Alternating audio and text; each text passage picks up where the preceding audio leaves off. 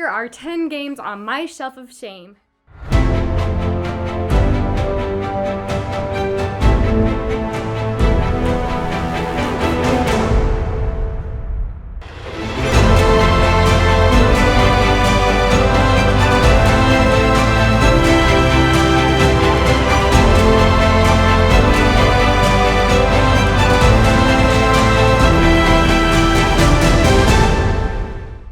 Okay, so everyone's heard of the Shelf of Shame. I have at least half of the games that we own are on my Shelf of Shame, and I'm hoping that we can bust through those this year. I really want to learn how to play some of them. We've had some of them hanging around for an extended amount of time, and you will hear that as I go through them. But here are 10 today that I'm hoping to get through in the near future. So a lot of these are going to be games that maybe you guys have played, and I would love to hear how much you guys like them, or if you don't like them, what you enjoy. If you'd like to see me review them as I play them, those are things that I would love to know. Some of these you might be a little offended at, so I'll try really hard to not bug you guys too much. But my number one game is Ark Nova. I know. This was a game that climbed in the ranks on BGG really, really fast the year that it came out. And since then, I think it's pretty well held its spot. So this is a game where you are trying to build out your own personal zoo in front of you. I have heard so many good things about this game, enough that I decided to buy it, but I cannot say that I brought it to the table. I have set it up to play it probably at least 3 times, and my biggest hurdle, well, usually it comes down to how tired we are before we go to bed, or in the evenings after our day, but the other biggest hurdle that I run into is I have a really hard time wanting to play games that don't look like their cover. The art on this cover is very pretty, very bright, very exciting. The board game itself looks nothing like this cover, in my opinion. Especially the main player board and the colors that they chose for the player pieces. I am not big on them. I like my board games to excite me. I like to want to play them. I will say though, the little tiles that come with them are really cute, and I like the map that they give each individual player. I think those look really good. I do think that they look almost like 2 separate games. I think that the main game looks like it belongs to one board game, and I think that the second little board that you put in front of you looks like it almost belongs to a completely different game. I don't like the main board. And I know that looks are a really dumb thing to judge games off of. I get that. I have a few games that I've played myself that I didn't like a lot the looks of, and I actually love the gameplay.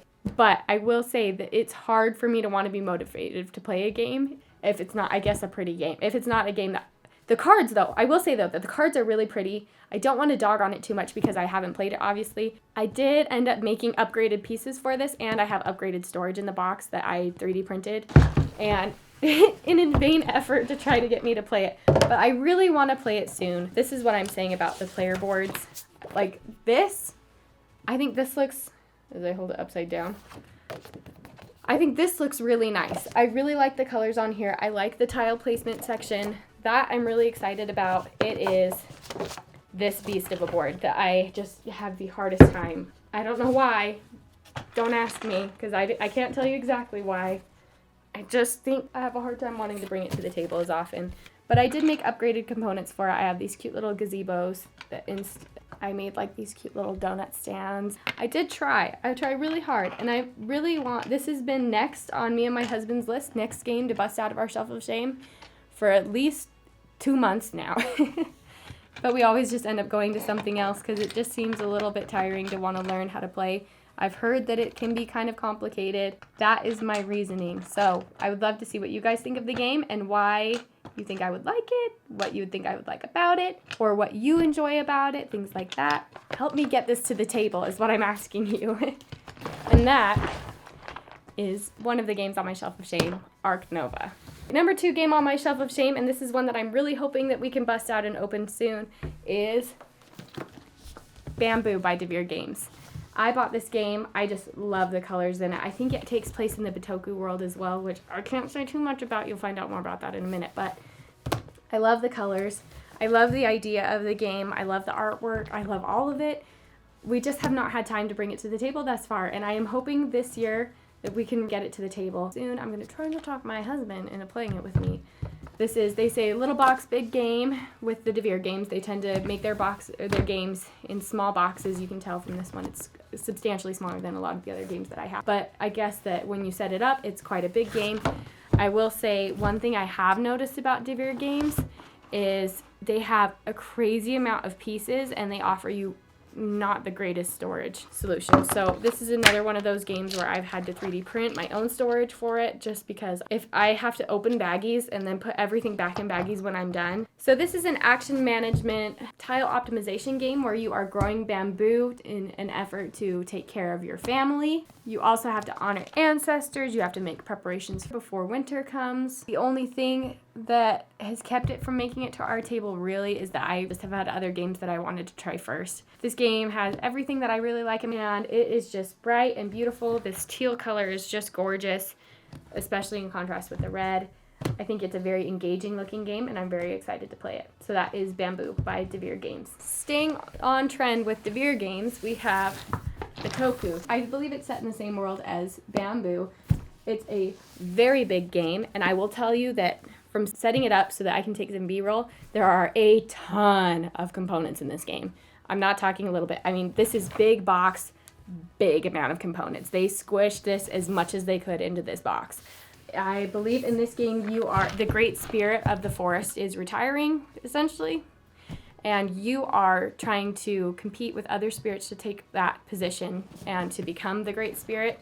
This is another game where I will say with DeVere, if you can afford to get an insert for this game, get an insert for this game, because it makes storing this game so much easier. There are so many components. But the art style in this game is just beautiful. It is so pretty, and the meeples are really, really cute. I love how the dice correlate with all of the player colors, and I'm very, very excited to play this game. So this game also involves element of hand management and engine building, which are two things that I really enjoy. I'm looking forward to playing this game.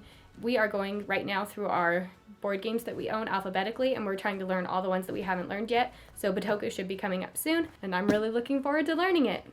All right, so next on my list is from a brand that we really, really enjoy in our house.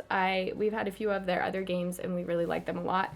But this is Brew by Pandasaurus Games. So I'll start by saying that I don't know what the art style is called. It almost reminds me a little bit of Gravity Falls. I really like the art in this game. I think it's just absolutely adorable. This is a game that we actually added to our collection more recently. We got this one back in November when we were visiting family for Thanksgiving. We live in a pretty small town. We don't have really a board game store nearby, so when we do have access to one, we try to stock up on games that we might be interested to play in the next coming months. This is one that we just got, and the components are really cute. I love these cards. They have these cute little cards that show scenes that almost look a little bit like Animal Crossing. They are so cute, or like Stardew Valley almost a little bit. They're so cute. The dice are really, really fun. I like that they're not just 1, 2 numbered dice. I like that they correlate with the player that you're choosing to play. In this game, the seasons have been kind of thrown into a muck, and it's your job to try to help put them back together by brewing potions. I think you're also recruiting animals from the nearby areas to help you put all the seasons back in their place. That's all I really know about it. Pandasaurus Games, I know I just said it a little bit, but Pandasaurus Games is a really big hit in our household. This game, Sonora, right here, has been one of our best hits of the year. We love, love, love this game, and I'll have to do another review about that one on a later date. But thus far, every Pandasaurus game that we've played, we've really enjoyed, and I am really looking forward to learning this one and adding it to my collection. Staying with our theme of Pandasaurus, the next game that we have not played is Dinosaur World. So this one is one that I was so excited to add to our collection. The cover art is just fantastic. It's again by Pandasaurus, which is one of our favorite publishers. I love the little dinosaurs. I love the little meeples. I love the board, and the art are just fantastic. And I have to say that this is something really engaging for me. This game is kind of like Zoo Tycoon meets Jurassic World. You're trying to build your own zoo of dinosaurs while keeping fatalities low. You're trying to gain points. The one thing that keeps us from playing this game is the sheer amount of setup that you have to do. There is a ton of setup, and there are a ton of components, and that is so hard for me to wrap my mind around. I've heard that with Dinosaur Island and things like that, it's not, or is it Dinosaur Island? This is, I want to say, the second in I want to say it's the second in the trilogy, but don't quote me on that. It is the earlier game is a little bit easier to set up and a little more engaging. A lot of people that I've seen play Dinosaur World usually start with the first game, and we don't have that. I didn't know that game existed when we bought this, and this game has been on our shelf of shame for 4 years. 4 years? I think 4 years. Yeah. This game has been on our shelf of shame for 4 years. And so obviously we need to get around to learning it sometime. Hopefully it'll be sometime soon. So another thing about this game is you have your own personal board that you're building out and adding tiles to, but there's also a main board that allows you to draw tiles from, and then you're trying to have this Jeep go through, you're adding concessions, you're trying to keep your death down, you're adding DNA, there's just a lot going on in the game, which allows you a lot of options, which is something that I really enjoy.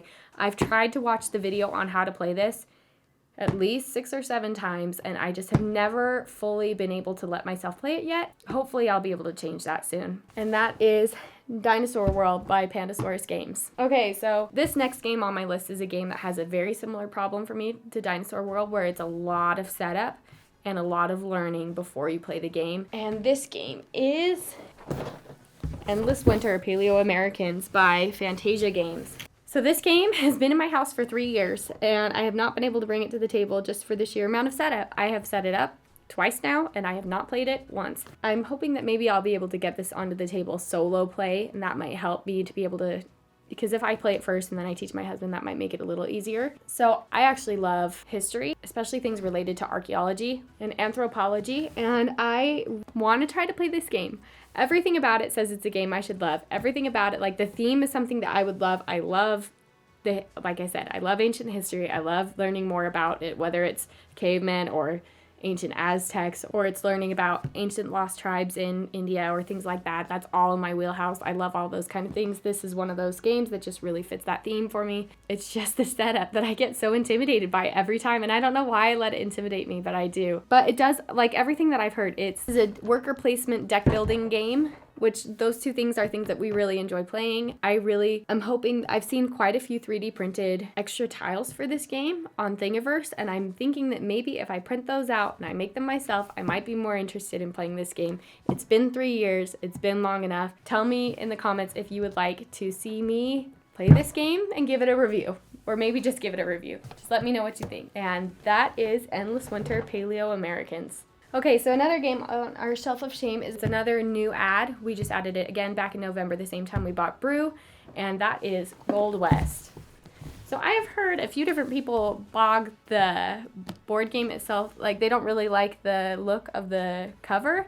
I actually really like the look of the cover. It really hits the theme for me. I'm not a big cowboys person. I'm not a big old-timey Old West person. I don't really like that theme as much. However, this has an element of area control to it. There is an investment track, things like that I'm really interested in. The board itself is not super appealing, but once you put all the little pieces out, I think it looks really, really cool to put together. I'm really, really excited to learn this one. I like the idea of mining for minerals. I like the idea of having to use them to buy things. And I really like that it adds that little bit of area control in as well, because it's the best of my world and the best of my husband's world as well. So I think that this will be a really fun game for us. I think that the board is very true to the game, and that's something that I like a lot. I'm hoping to bring this to the table soon. Number 8 on my list is Keep the Heroes Out by Brew Games. So I actually backed this game about 1.5 years ago, and I received it in the mail probably around 9 months ago. While we were in between moves, we were staying at my parents' house, and I got it mailed to me there, and we didn't get to play it quite yet. Me and my mom set it up, and I've never played a dungeon crawler game, so that's been a little bit of a challenge for me to kind of wrap my mind around. I was really excited to have this be one of my first ones, and I am still looking forward to playing it quite a bit. The only thing I read the book, and I was having a little bit of a hard time understanding the rules, but at the same time, we were in between moves. It was a really stressful time, and we didn't have a lot of time to kind of learn new games. That being said, I really hope that this is a game that I can bring to the table soon. The meeples are just crazy cute. They're bigger than I was expecting them to be. Like, they're about, normal meeples are probably around, I guess I have normal meeples. Normal meeples are around this big, and the Keep the Heroes Out meeples are little over double the size. They're very, very fun, very cute. They've got a lot of different styles to them. And I believe I also purchased the expansion when I backed it as well. So I got some of the extra pieces to the expansion in here in addition to what I already have. There are a ton of different factions that you can play. There are, just looking in here right now, I can see at least 7 or 8 of them, and I can't obviously attest to the amount of that there actually are, but I've heard a lot of good things about the game. I'm very excited to play it. Hopefully it'll make it to the table soon. I know I keep saying that, but all of these games, I really want to play them. Otherwise, I wouldn't have bought them. And so this is one that I really want to play soon. It is right up my alley as far as looks go. So that is Keep the Heroes Out by boardgames. I can't say that. So hopefully I didn't just horrifically slander that name. So number 9 on my list is a game that I've probably wanted to get to the table the most. This is one that I just think the theme is really adorable. I love the video game versions of these style of games. It's a very cozy style, and that is Valley, the board game. Oh, as I just pinched my finger. Oh, that hurt.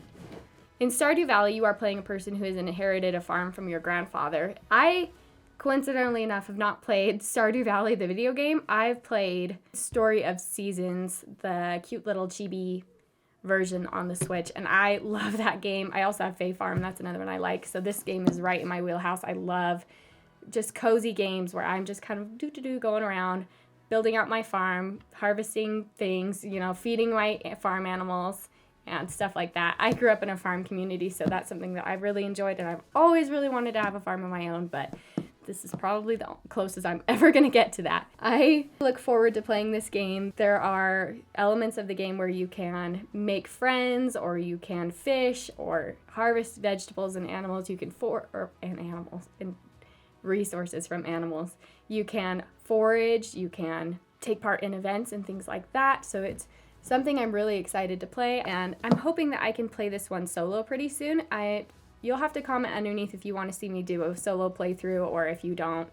I think that would be really fun as I'm learning the game. I've already punched out all of the components. They're very adorable. They're high quality. The linen on the cover looks really nice, and I'm hoping to bring this to the table soon. That is Stardew Valley, the board game by Concerned Ape Games. I've heard really good things about it. Hopefully it turns out to be as good as it looks. Board game number 10 that I have on my shelf of shame is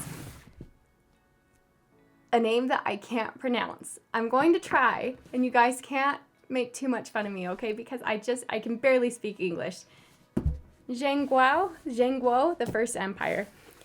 This is a game that is based in 200 BC China, when the first emperor of the Qin dynasty was uniting all of China. He was very obsessed at the time with immortality, so I know that there is an element of this game that involves like an alchemy track where the alchemists are trying to find a solution that will make him permanently immortal. So everything I've heard about this game is really interesting. I've heard that the card playing technique is very unique, where there's a number track involved. It's also a heavier weight game, which is something that I have been really looking forward to learn. Most of the games that I enjoy have been kind of medium weight games, and I've been trying to get a little bit more into the heavier weight stuff, so that is something that I'm really looking forward to. This one is one of those that's ranked on the heavier list. You're trying to place governors and build temples, palaces. You're trying to place governors, build palaces, and build walls, as well as unite the language. There's elements of that to the game. I'm really fascinated by the idea of it. I'm hoping that the gameplay is just as good as it looks. I think the cover is really cool. The components all look fantastic. I love the colors that they chose for the individual players. This game will hopefully hit our table soon. Once it does, I'm hoping to give a review on it. We're kind of planning on playing it a little bit sooner rather than later. So let me know if that's something you guys would be interested in seeing. So that is this game, The First Empire, by Sorry We Are French, which is a good name for a board game company. So those are 10 games on my shelf of shame. I have a ton more. You guys need to tell me in the comments if you'd like to see some of them, because I think I have like 50 games on my shelf of shame, and I'd love to share them all with you. And that way I can kind of review them and we can go through them together. If you like what you saw today, don't forget to like and subscribe. Click here to see our latest video, and click here to go to our channel. I'm really excited to have you join me in the After Evenfall community, and I hope to see you again soon.